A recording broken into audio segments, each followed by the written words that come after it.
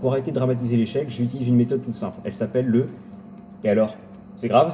Quand tu vas entreprendre quelque chose, pose-toi cette simple question. Est-ce que mon échec va avoir un impact grave? Si la réponse est non, dis-toi simplement « si j'échoue, et alors, c'est grave ?» Et si ça ne suffit pas, tu peux amplifier encore le truc. Tu peux te dire, si j'échoue, est-ce que je vais mourir? Est-ce que la Terre va s'arrêter de tourner?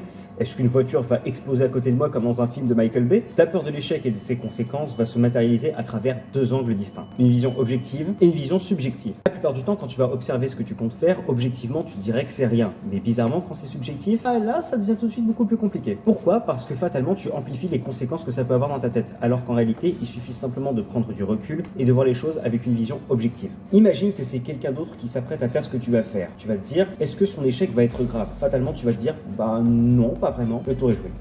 Tout ce que tu as à faire, c'est simplement te dire, si l'échec de quelqu'un d'autre dans la même situation n'est pas grave, ça ne le sera pas non plus pour moi. Et enfin, un dernier petit truc, l'une des choses que j'ai essayé et qui est vraiment fun à faire, c'est la thérapie du rejet. C'est mon ex qui m'a fait découvrir ça. Grossièrement, la thérapie du rejet implique simplement à demander à des gens, des inconnus au hasard, des choses complètement insolites. Tu peux leur demander de faire un pierre-feuille-ciseaux avec toi, demander un compliment, ou te ramener dans un restaurant et demander « je veux adopter une loutre ». Faire ça, ça t'habitue à la peur de l'échec et à la peur du rejet. N'hésite pas à liker et à t'abonner. Moi, je te laisse parce que je sais pas toi, et moi, j'ai pas fini d'évoluer.